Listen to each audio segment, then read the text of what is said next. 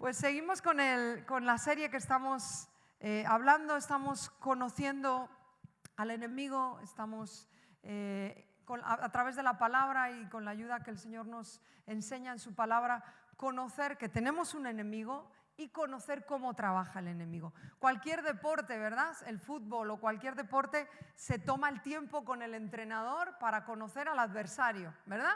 Yo no soy muy deportista, pero por lo que ves en las películas y por lo que escuchas a la gente que se hace deporte, se toman el tiempo de saber las estrategias del enemigo, de planificar, de ver cómo lo van a resistir, de ver cómo lo van a combatir. Nosotros como hijos de Dios tenemos un enemigo que ya hemos visto todos estos días de esta serie, cómo nos odia, cómo quiere nuestra destrucción, y es nuestra responsabilidad aprender cómo Él trabaja. En el momento que recibes a Cristo, recibes un Salvador, pero también inauguras un enemigo, y ese enemigo es el diablo, y él quiere tu destrucción. Y vamos a ver una historia hoy en la Biblia de un personaje al que el enemigo, como con tantos otros, planificó su destrucción también. Tuvo un plan para eliminarlo de la jugada, para sacarlo de los planes que Dios tenía. Y así es contigo y conmigo. Dios te salva y Dios tiene un plan. Siempre nos lo dicen, ¿verdad? Recién conocemos a Jesús. Él tiene un propósito para tu vida. No es una coletilla, es real. Él tiene un plan para tu vida y el plan de Dios es perfecto, mucho mejor que el nuestro. Y el propósito del enemigo es que ese plan se estropee, se frustre, que tú salgas de la jugada donde Dios te quiere poner, donde Él es su voluntad, sus planes, que tú salgas de ese camino y que hagas tu propio plan y tu propia vida. Y vamos a empezar leyendo en Lucas 22, ese personaje es Pedro. Lucas 22 del 31 al 34. Porque si con alguien tuvo el enemigo propósito para eliminarlos, fue a los discípulos. Esos 12 que aprendieron de Jesús, que caminaron con Jesús, que fueron instruidos por Jesús. Y que dice la Biblia después, ya que Jesús se muere, resucita y se va con el Padre, dice la Biblia que fueron los que trastornaron el mundo entero. ¿Crees que el diablo no sabía eso? ¿Crees que el diablo no olía y sabía? Por supuesto que esos 12 que estaban siendo enseñados por Jesús era la estrategia de nuestro Señor para transformar el mundo cuando Él se fuera. Él había dejado sus enseñanzas, Él había depositado en ellos todo el mensaje del Evangelio para que ellos, cuando Él no estuviera, lo llevaran a todo lugar. El diablo sabía eso. Y si con alguien el diablo tuvo el plan de eliminarlos, fue con esos 12. Y vamos a leerlo aquí, Lucas 22, del 31 al 34. En NTV voy a leer hoy todo el día. Dice: Simón, Simón, qué cariñoso, ¿verdad? Jesús cuando llama así como a Marta, Marta. Satanás ha pedido zarandear a cada uno de ustedes como si fuera trigo. Pero yo he rogado en oración por ti, Simón, para que tu fe no falle. ¿Recuerdas la semana pasada que veíamos que el plan del enemigo es ahogar nuestra fe? Esa era la intercesión de Jesús por nosotros. Dice Hebreos que Él intercede por nosotros. Cuando tú estás en un aprieto, cuando estás en un conflicto, cuando tu fe está a punto de fallar, dice Hebreos que Jesús intercede con el Padre.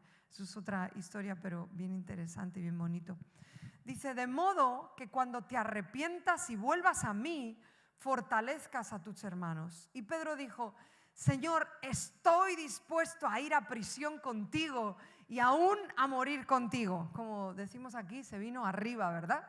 Porque todos sabemos la historia, sabemos que después va a fallar y va a traicionar, pero aquí él hizo honor a quién es Pedro y lo impetuoso que él era.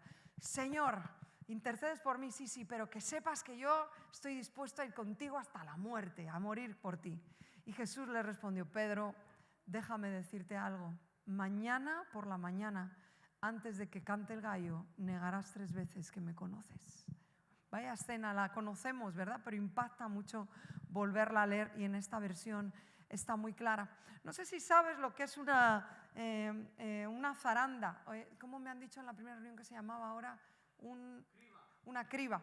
¿Sabes? Hoy en día ya hay máquinas que tú coges las espigas de trigo, las echas en la máquina y la máquina hace un movimiento muy brusco y hace que se separe el qué, lo que es la hoja del trigo de lo que es la semillita, ¿verdad? El trigo en sí.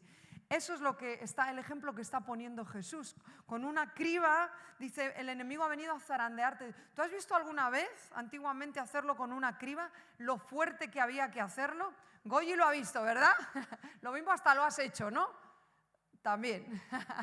Hay que darle fuerte, hay que ser muy brusco. Hoy las máquinas es más fácil porque lo metes en una máquina, porque sin esa brusquedad no se separa lo que no sirve del trigo de lo que sí sirve, que es el trigo en sí, la semillita. ¿Sí me estoy explicando? Y Jesús usa este ejemplo para cómo el diablo trabaja con nosotros. Dice, él ha pedido, porque acuérdate que él tiene que pedir permiso a Dios para poder venir a increpar tu vida, a venir sobre tu vida, como pasó con Job. Dice, él ha pedido zarandearos a todos los discípulos, les está diciendo.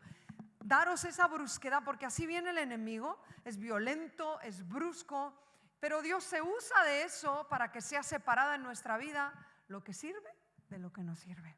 Dios se usa de todo eso y Dios lo usa para bien, como dice en la propia Escritura, ¿verdad? Pero Él le está avisando, Pedro, el diablo viene a por ti. Y el diablo dice a todos los discípulos, Él ha pedido y Él va a venir a por cada uno de vosotros, porque sabía el impacto que eso iba a tener. Pedro, en su ignorancia y en su impetuosidad, dice, yo contigo hasta el final. Ahora, siempre interpretamos la caída de Pedro, porque lo vamos a leer, pero creo que todos sabemos qué pasó después. Fue real. Antes de que el gallo cantó, Pedro le había negado 3 veces. Ahora vamos a recordarlo. Pero todos interpretamos el zarandeo que está avisando Jesús, el ataque ahí del enemigo, como que el ataque o el plan magistral del enemigo era ¿qué? Que Pedro fracasara, que Pedro negara a Jesús, que metiera la pata, que fracasara, pero por todo lo alto, porque encima él se había creído que iba a ser súper fiel hasta el final. Pero yo he llamado a este mensaje, y ahí lo puedes ver, el gran golpe.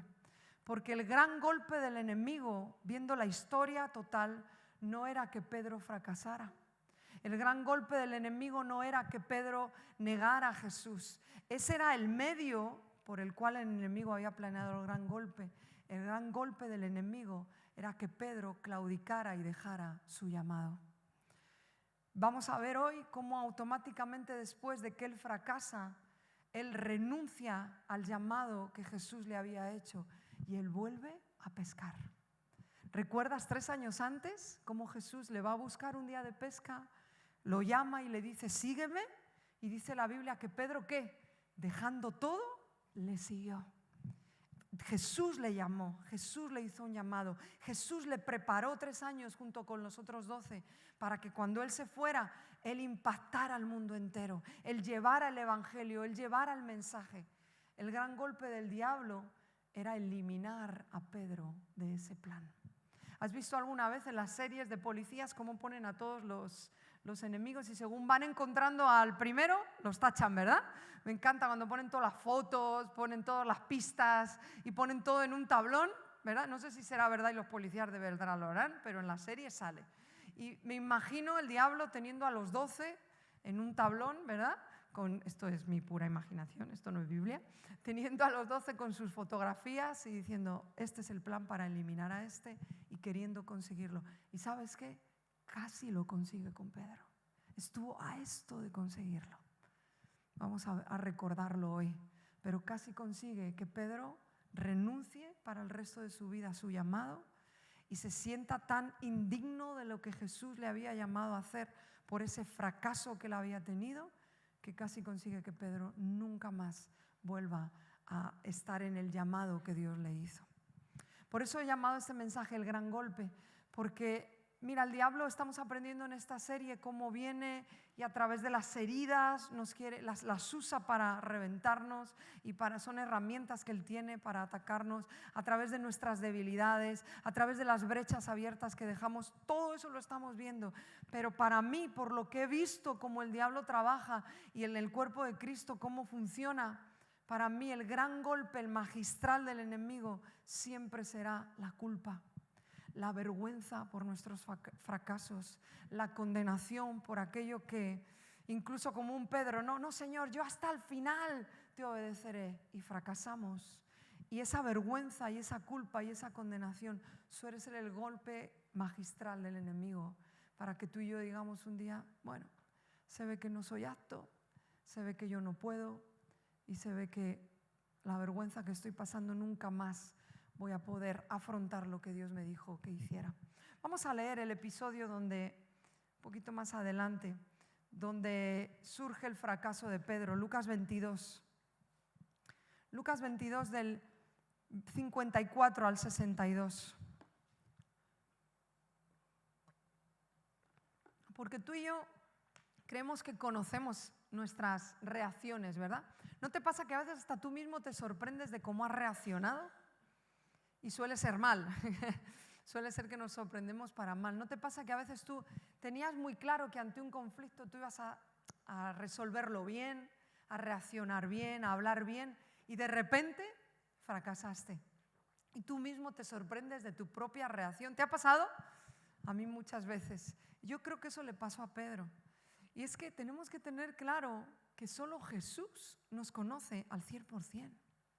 Ni siquiera nosotros mismos conocemos todo lo que hay en nuestro interior. Es como que nuestro interior está lleno de tantos recovecos, ¿verdad? Tantas parcelas en nuestro interior, tantos temas, cosas sin resolver, cosas que me dolieron, cosas que ni sé que están ahí hasta que un día pasa algo y me doy cuenta, ostras, esto estaba ahí. ¿Te pasa? Nuestro interior está lleno de muchas cosas, solo Dios lo conoce al completo. Por eso no te puedes fiar ni de ti mismo. Por eso decir lo que dijo Pedro es tan peligroso. Por eso Jesús le dice, Pedro, antes de que el gallo cante me vas a negar. Porque Jesús sí nos conoce. Y vamos a recordar esa parte. Versículo 54 dice, entonces lo arrestaron y lo llevaron a casa del sumo sacerdote, a Jesús. Este es el arresto de Jesús, momentos antes de que lo mataran de su crucifixión. Dice, y Pedro lo siguió de lejos.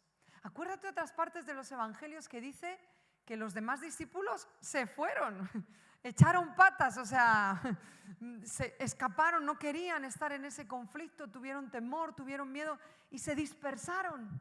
Pero Pedro, de lejitos, o sea, que haya distancia, que no me relacionen con él, pero yo creo que Pedro amaba tanto a Jesús que no pudo no ver ese momento a dónde se llevan a Jesús.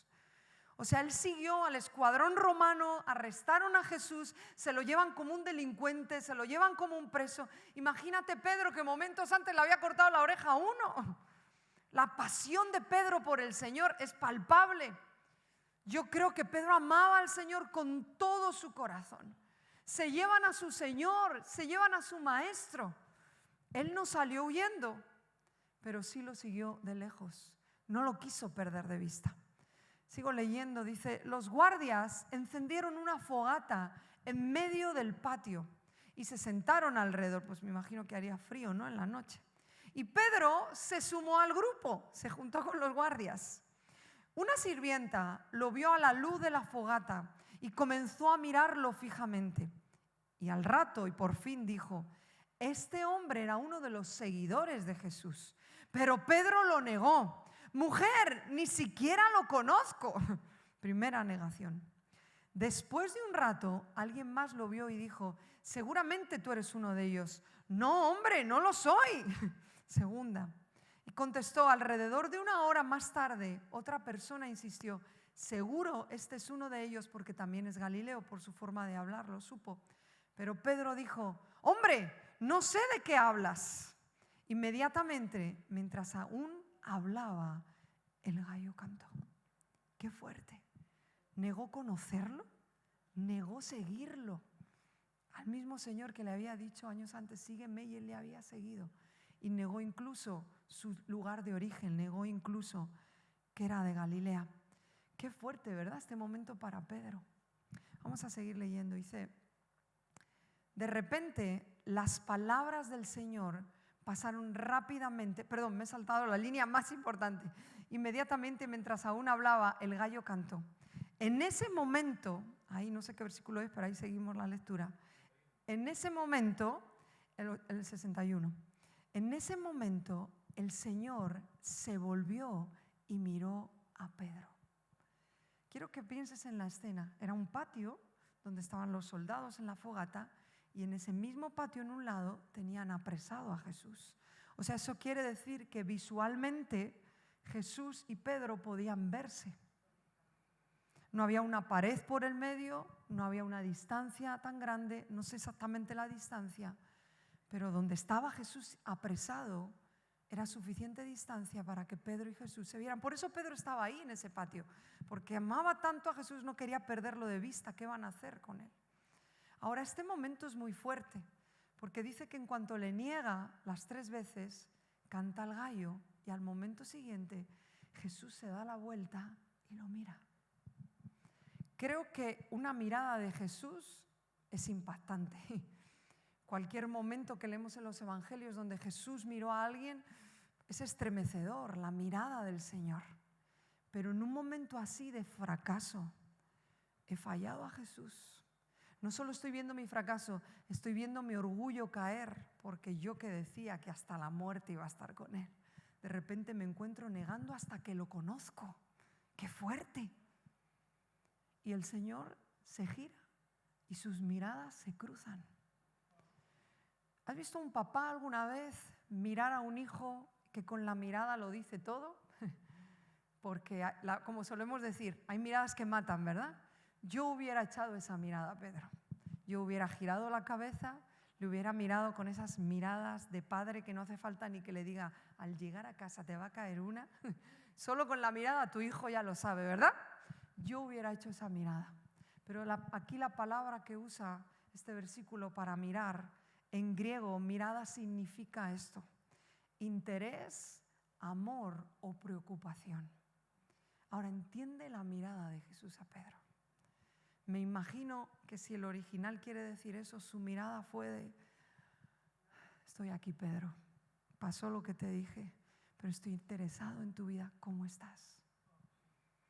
Pedro, estoy preocupado por ti, seguro que te has quedado reventado ahora mismo por dentro. Yo hubiera hecho la otra mirada de las que matan, seguro, pero Jesús no. Y yo imagino, porque termina este pasaje así, dice, y Pedro salió del patio, el patio donde tenía acceso a ver a dónde estaba Jesús. Yo creo que Pedro ya no soportó ver a Jesús. Pedro dice que salió del patio y lloró amargamente. Obvio, la vergüenza, la culpa en su corazón. Hay una vergüenza que sí nos lleva a arrepentimiento y es buena, pero eso se clavó en su corazón al punto que él no pudo quedarse en el patio viendo a Jesús.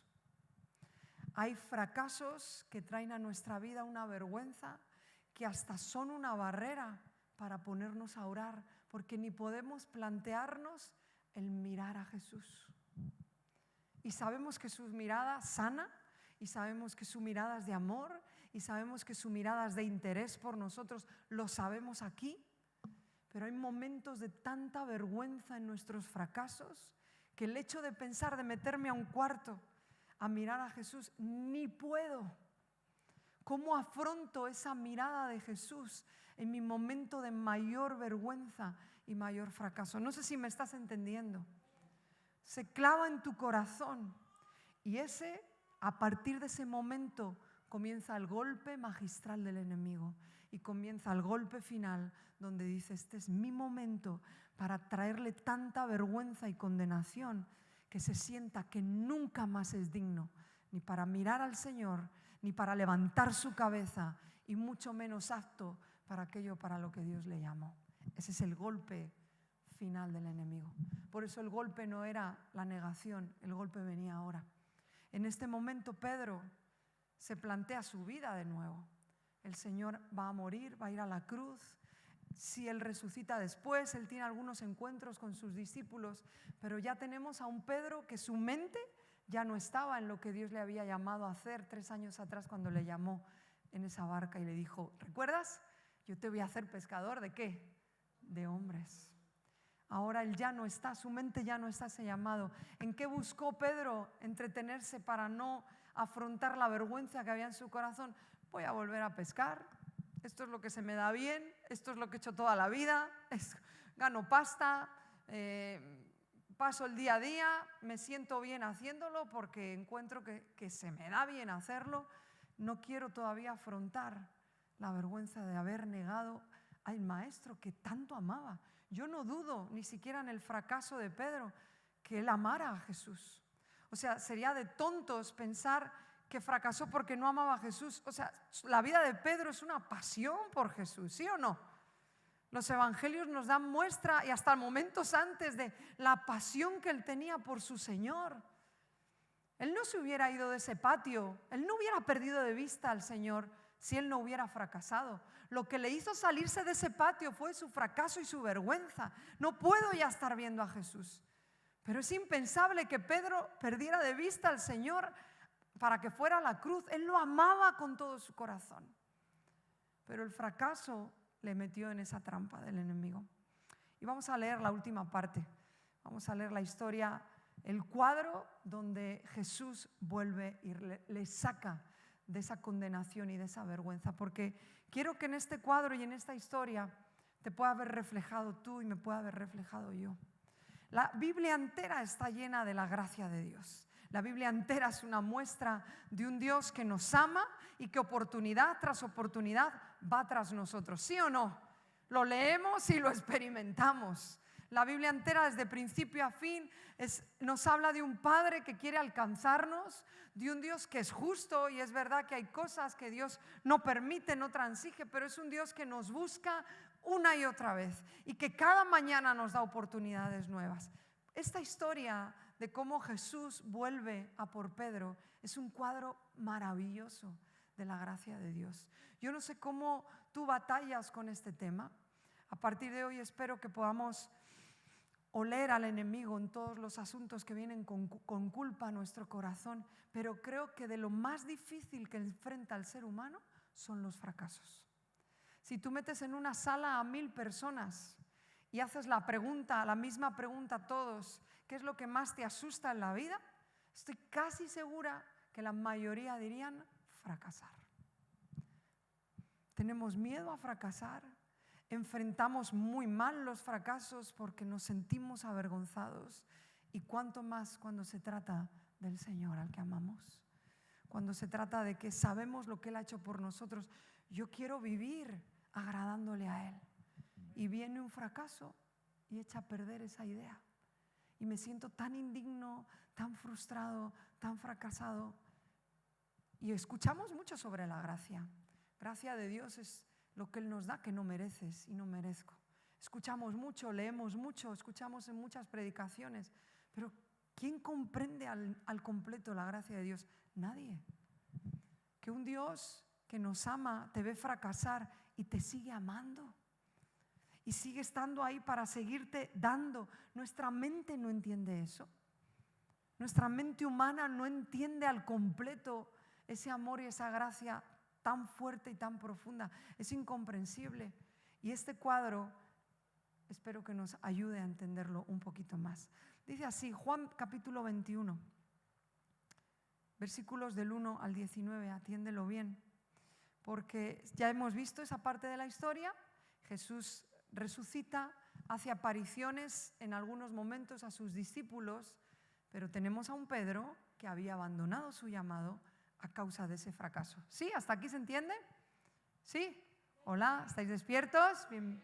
Ok, pues vamos a leerlo. Dice, más tarde Jesús se apareció nuevamente a los discípulos junto al mar de Galilea. Ahí estaban los discípulos. ¿Dónde les dijo Jesús que se quedaran? ¿Dónde les dijo Jesús antes de irse que se quedaran? Luego se lo repite antes de subir, pero antes de su muerte que se quedaran en Jerusalén. Habían vuelto a Galilea. Este es el relato de lo que sucedió. Varios de sus discípulos se encontraban allí. Simón Pedro, Tomás, Natanael, los hijos de Zebedeo y otros discípulos. Y Simón Pedro dijo, me voy a pescar.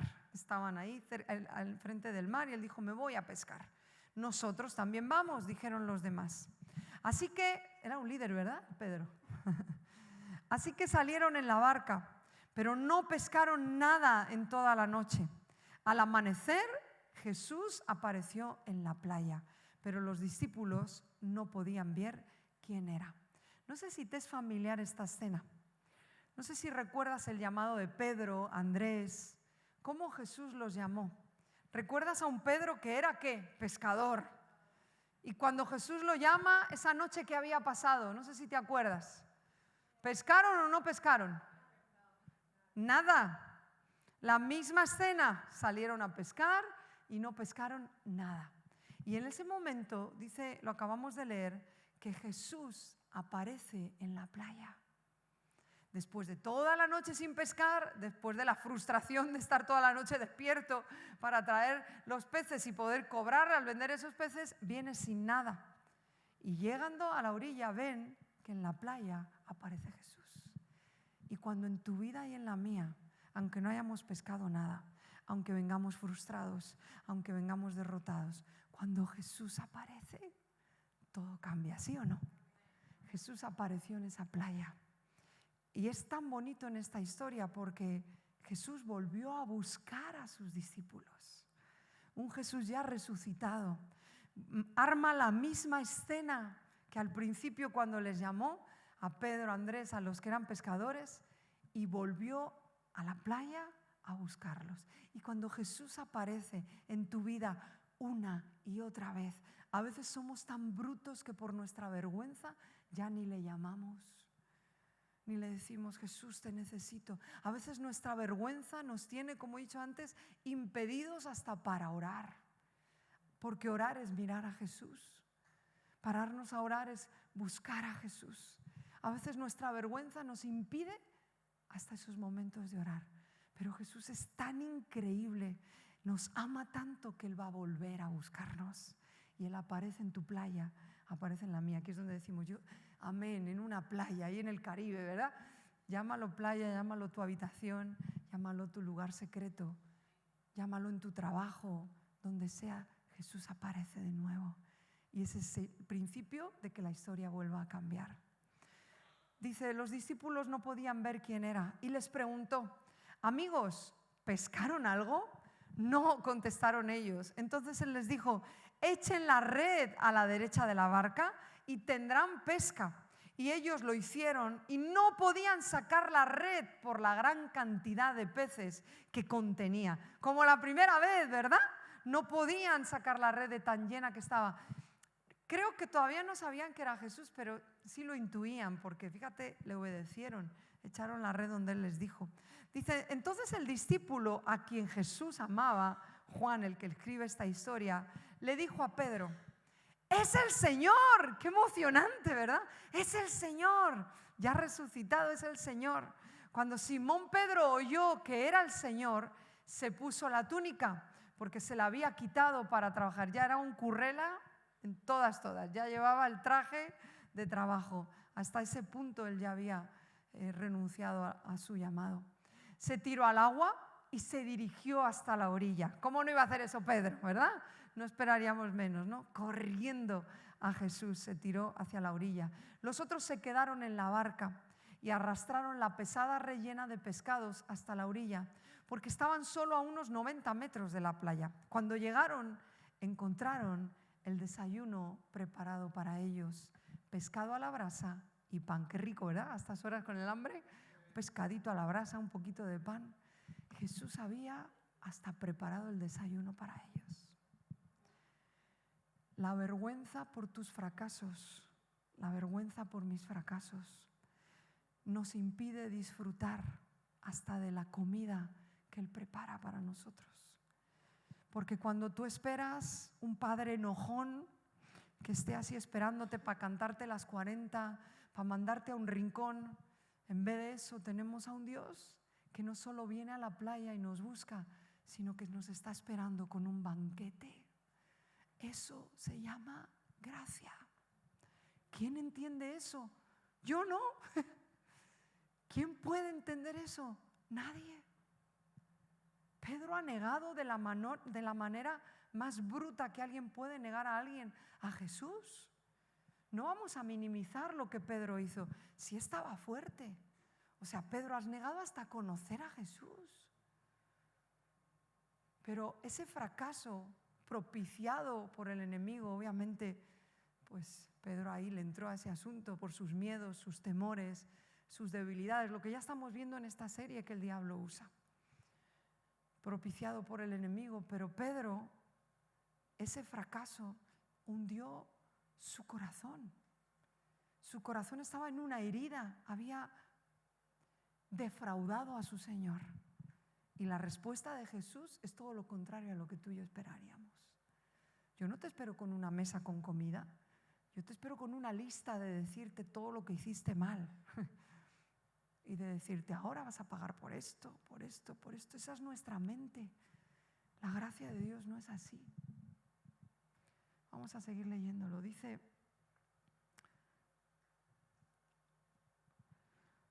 traigan algunos de los pescados que acaban de sacar, dijo Jesús. Así que Simón Pedro subió a la barca y arrastró la red hasta la orilla. Había 153 pescados grandes. Fíjate qué dato, hasta lo da Juan, o sea que los contaron. Y aún así la red no se había roto. Ahora acérquense y desayunen, dijo Jesús. Ninguno de los discípulos se atrevió a preguntarle quién eres, porque todos sabían que era el Señor. Entonces Jesús les sirvió el pan y el pescado. Esa fue la tercera vez que se apareció a sus discípulos después de haber resucitado de los muertos. Después del desayuno, ya con la tripa llena, vamos a conversar, Pedro. Jesús le preguntó a Simón Pedro, ¿crees que Jesús no sabía que estaba reventado el corazón de Pedro? ¿Crees que Jesús no armó toda esta escena para que el corazón de Pedro pudiera sanarse? Jesús no necesitaba la restitución por parte de Pedro. Pedro sí la necesitaba. Su corazón estaba totalmente frustrado, fracasado y dando por perdido todo lo que el maestro... Yo me imagino a un Pedro pensando en todo lo que Jesús les había enseñado esos 3 años. Yo dudo que hasta que hubiera noches que Pedro pudiera dormir, pensando en, y Jesús nos dijo, y fíjate esto, y yo ahora lo que he hecho. Vamos a conversar, Pedro, vamos a hablar. Ya que estamos desayunados, la tripa está llena, vamos a hablar. Simón, hijo de Juan, ¿me amas más que estos? Sí, Señor, contestó Pedro, tú sabes que te quiero. Entonces, alimenta a mis corderos. Le dijo Jesús, repitiendo la pregunta, Simón, hijo de Juan, ¿me amas? Sí, Señor, dijo Pedro, tú sabes que te quiero. Entonces, cuida de mis ovejas, dijo Jesús. Y le preguntó por tercera vez, Simón, hijo de Juan, ¿me quieres? A Pedro le dolió, como que le molestó que Jesús le dijera la tercera vez, ¿me quieres? Y le contestó, Jesús, ¿tú lo sabes todo? Tú sabes cuánto te amo, tú sabes lo que hay en mi corazón, pero también sabes que he fracasado. Y Jesús dijo, entonces alimenta a mis ovejas.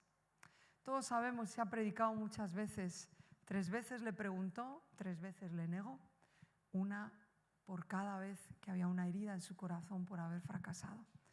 Lo interesante en estas respuestas de Jesús es que Jesús le deja claro, para mí no ha caducado el llamado que te hice hace 3 años. Para mí no ha fracasado, no ha caducado, no lo he echado en tierra, no lo he echado a perder. Lo que yo te llamé a hacer sigue vigente. Tú sabes cuando algo caduca y cuando algo sigue vigente, ¿verdad? En tu vida. Y muchas veces nosotros sentimos que para Dios hay cosas que han caducado. Hay cosas que ya no son porque tus fracasos y mis fracasos pensamos que lo hicieron caducar. Pero Dios viene y le dice varias veces, yo todavía cuento contigo, hay muchas ovejas por cuidar. Yo te escogí para eso, Pedro. No pienses que porque tú fracasaste, eso se echó a perder. Pero para mí lo más fuerte es lo del final. Terminamos leyendo estos versículos. Dice, te digo la verdad, que eras joven, podías hacer lo que querías, te vestías tú mismo e ibas a donde... Josu, ¿me ayudas, porfa, con el piano? E ibas a donde querías ir. Sin embargo, cuando seas viejo extenderás los brazos y otros te vestirán y te llevarán a donde no quieras ir. Y Jesús dijo esto para darle a conocer el tipo de muerte con la que Pedro glorificaría a Dios. Ahí no vamos a entrar, pero vamos a lo último, dice, ahí si lo lees. Entonces Jesús le dijo, ¿qué palabra le dijo? Sígueme. ¿Qué le había dicho hace 3 años? ¿Qué le había dicho en aquella barca hace 3 años? Sígueme. Qué interesante, qué profundo que Jesús vuelve al mismo escenario, al mismo lugar, y le vuelve a decir las mismas palabras: Pedro, sígueme. En las palabras de Jesús vemos que teníamos a un Pedro que había decidido ya no seguir aquellos pasos de su maestro, que había decidido y que había tomado decisiones internas que solo Jesús sabía, de no volver al camino al que Jesús le llamó. Pedro, yo te escogí para servirme. Pedro, yo te escogí para que me siguieras. Un Pedro que dejó todo para seguir a Jesús. ¿Recuerdas? Dejó su casa, dejó su trabajo, dejó todo para seguir a Jesús. El fracaso, y cuando en nuestro interior nos sentimos que hemos fracasado, nos sentimos no aptos, tenemos todos la tendencia de abandonar ciertas costumbres con Dios que pensamos que no somos dignos y de volver a aquello en lo cual yo me manejaba antes. Para Pedro era la pesca. La vergüenza nos hace que no podamos ni mirar a Jesús. Pedro vuelve a pescar, pero Jesús le llevó a la misma escena con la cual le llamó la primera vez. Y yo no sé cómo estás tú hoy. Yo no sé cómo tú enfrentas los fracasos. Creo que todos los enfrentamos mal, unos más que otros. Pero el diablo siempre va a intentar en tu vida y en la mía, en medio de nuestros fracasos, dar la jugada y el golpe final, que es que a través de tus fracasos tú claudiques, tú mires para otro lado, que te cueste hasta orar, que te cueste hasta acercarte al Señor, que te cueste hasta volver a recordar aquellas promesas que Dios un día te dio, aquel llamado que un día Dios te dijo. Pero es tan increíble esta historia que es para ti, para mí también. Jesús vuelve a esa playa, al momento donde te llamó la primera vez, y te vuelve a decir. Y Jesús, ¿sabes qué? Lo más increíble de todo, Jesús no está cansado de venir una y otra vez. En nuestras sensaciones, Jesús debe estar harto de mí. ¿Sí o no? ¿No te ha pasado eso alguna vez? Jesús debe estar harto de venir una y otra vez a buscarme.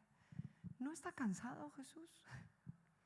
¿No se cansa el de venir una y otra vez a esa playa, a llamarte y a recordarte una y otra vez lo que Él un día te dijo?